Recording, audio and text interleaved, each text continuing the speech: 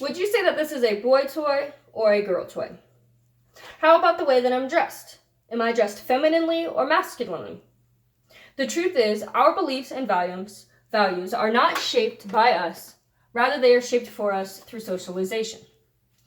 Defined in my Intro to Sociology textbook, this is the process through which people are taught to be proficient members of society. In this day and age, media is becoming the number one agent of socialization.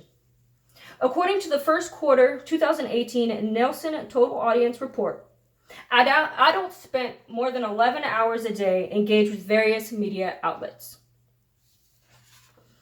Media is becoming the main interface between ourselves and others. It has expanded from radio broadcasting, television, to now a plethora of online media platforms that are available. The importance of media within our culture is reflected in the position of influencers, who are people that are paid for their media content based on their following and reach. It is safe to say that no one is not exposed to some form of media. Today, I want to talk to you about 3 human cognitive qualities that are also engaged while consuming media. These will be the law of generalization, classification, and the attitude of ethnocentrism. The first, the law of generalizations, come from the need to survive in the natural world.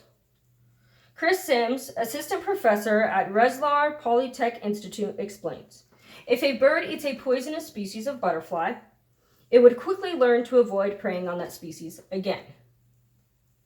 This is a process that utilizes inductive reasoning, experience-based learning. The bird eats a butterfly, it experiences sickness, it learns not to eat that butterfly again. What happens when we consume media is that we are being provided the experience. If you think about your day-to-day life and what you are exposed to, it really isn't that much. We're not really getting the grasp of a true world experience.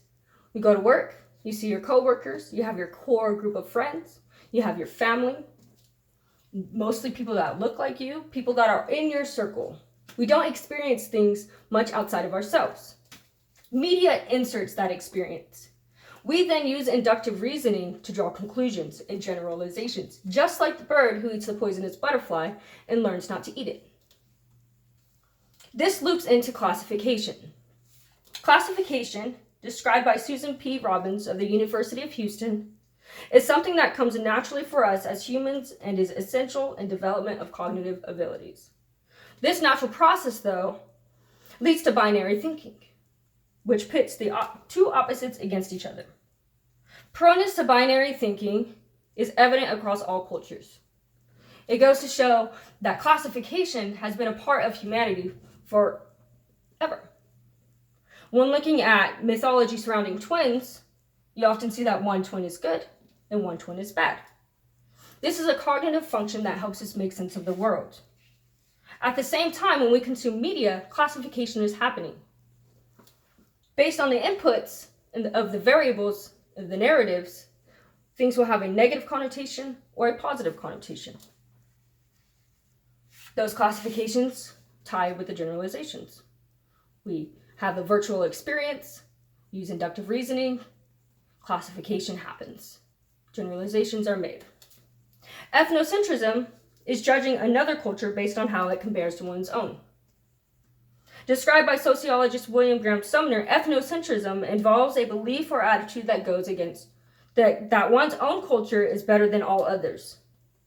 We see this in the way that we say Europeans drive on the wrong side of the road, or how we see dogs as pets, and in other cultures, dogs are food. Yet we cringe because they go against our own social norms. How media depicts cultures will either fuel ethnocentrism or create new understandings. Today we discussed how media is absorbed through cognitive functions. These included the classifications, the law of generalizations, and the attitude of ethnocentrism. Media puts us in virtual experiences that utilize inductive reasoning to form generalizations. These generalizations will hold either negative or positive connotations through the process of classification. Meanwhile, ethnocentrism places one's culture as the standard above the rest. All of these functions, which are natural to the human mind, operate within the input of media narratives. Media inputs information. These functions operate because they continuously are at play to shape our world and give us a sense of reality. And then they give an input, shaping our own perspectives and values. Media is the number one interface between ourselves and the world. That being said, it is important to note that the narratives often uphold the status of the dominant group within society while solidifying the role of the minority group. Understanding subconscious functions of the mind that are also at work while consuming media gives the viewer more control in what narratives are accepted or rejected into their own perspectives and worldviews. Thank you.